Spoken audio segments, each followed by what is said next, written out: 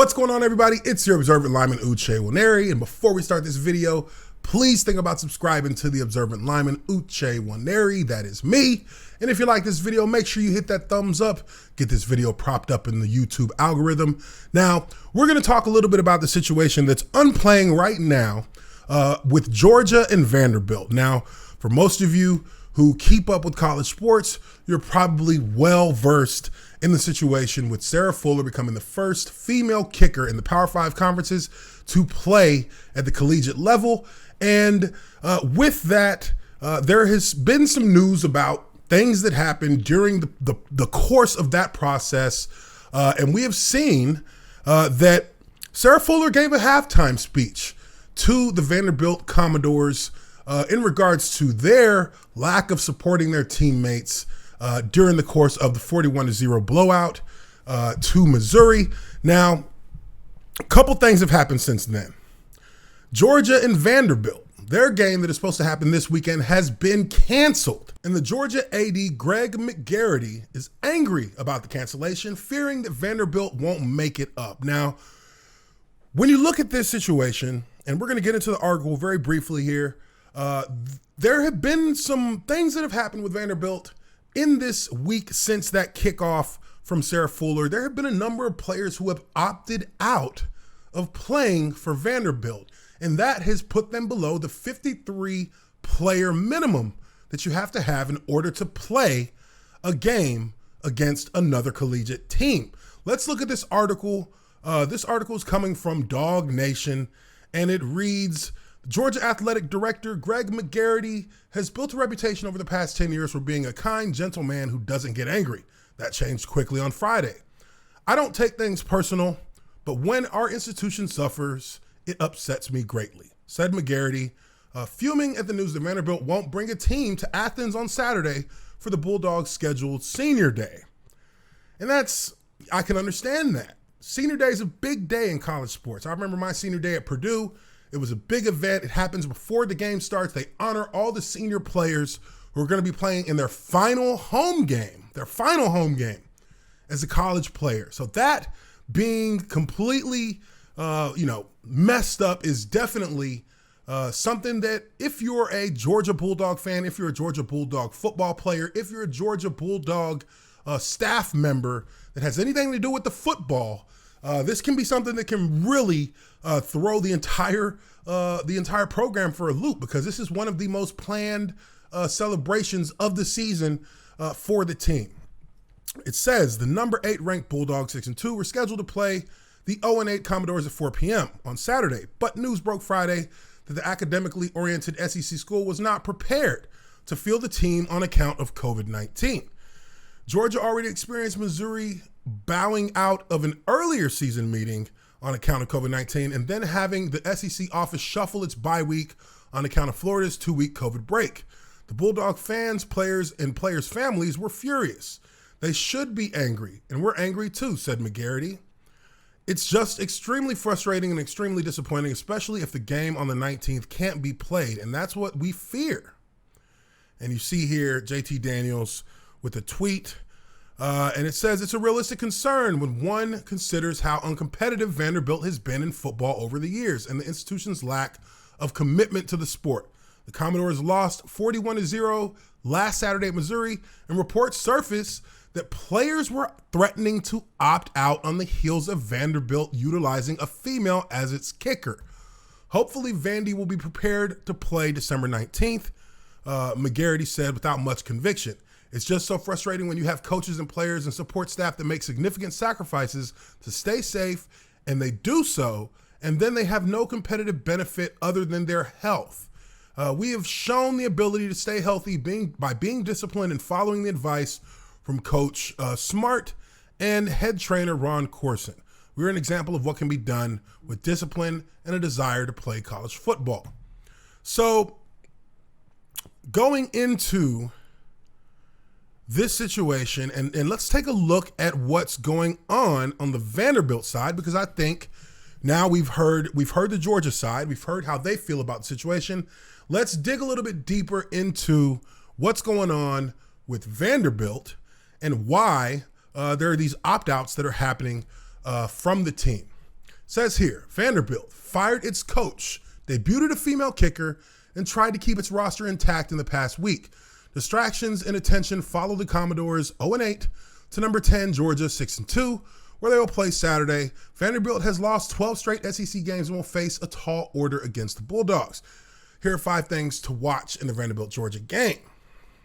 Now, we go down further here.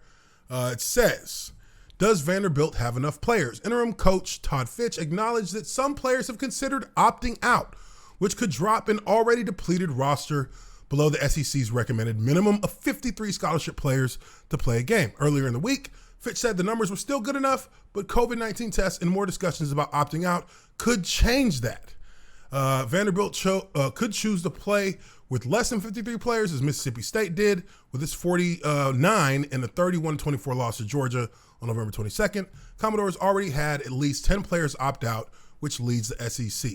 So, with some of this information here, it appears that players have kind of, I would assume as a player that this is a response to what many are calling a publicity stunt from Vanderbilt and bringing Sarah Fuller in as a kicker. Now, honestly, it just, when you have something that's staged like that, it really just turns off players on the team, because there's a very strong kind of code within football.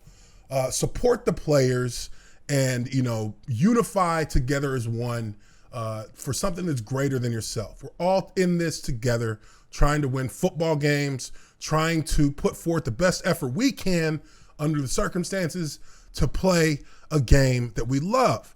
And in this situation, I think that maybe players were rubbed the wrong way, not only by just having Sarah Fuller in as a kicker, because I don't think that many players really cared so much about that being an issue. That's something that players can usually be fine with. I don't see that as being a reason that players are opting out. But where I do see that players may be opting out is the reason behind that may really be because of this halftime speech that Sarah Fuller put out in public display when talking to the media. She said that she basically berated and spoke to the players about their lack of support for their teammates. Now, in my last video, if you haven't seen it, I'll leave a link for the video down below. But in my initial video on this situation, I made it clear that as a player on a football team, there is a kind of earning of stripes that has to be done for new members of a team before they actually can have the influence, can have the rapport with your teammates to stand up and say and call something out if you feel like the team is not operating the way that it should, especially amongst players.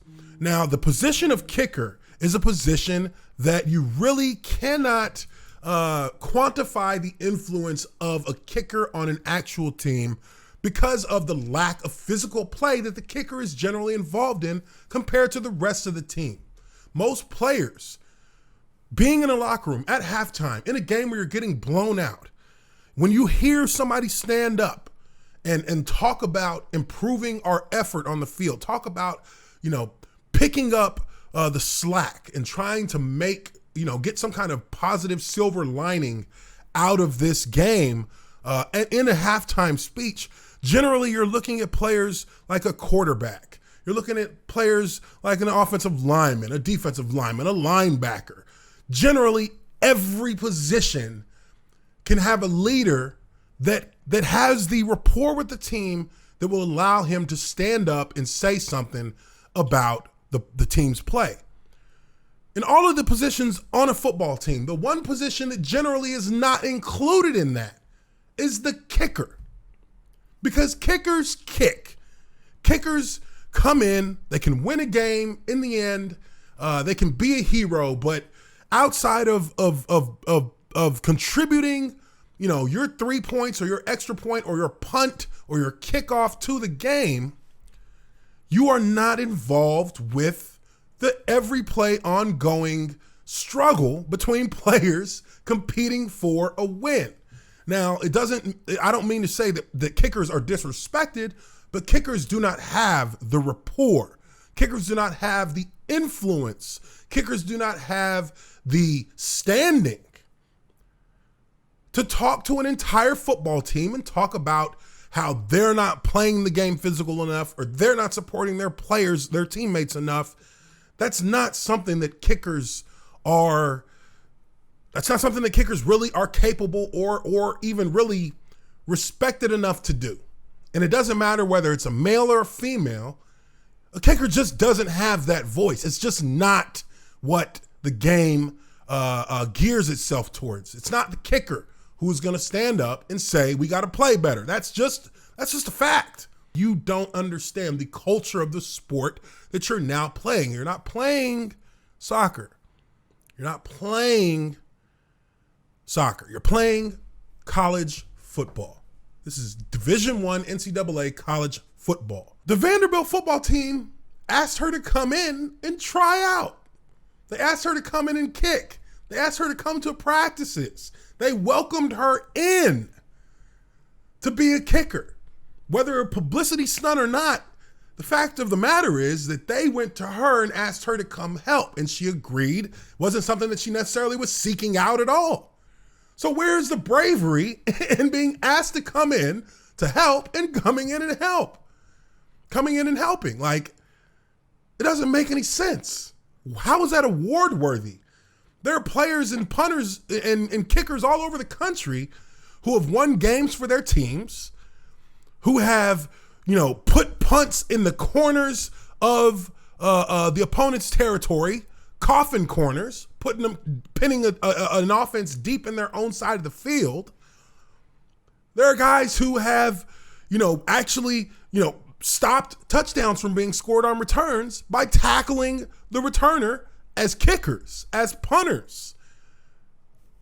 Those are noteworthy football plays. Whenever you see a kicker make a tackle during a football game on somebody who's probably twice the athlete, 2 steps faster, and should by all stretches of the imagination be scoring a touchdown, and that kicker comes in and makes a play to save the touchdown, to save it from being a score. That's a brave play for a kicker or a punter to make, because they're not expected to make that.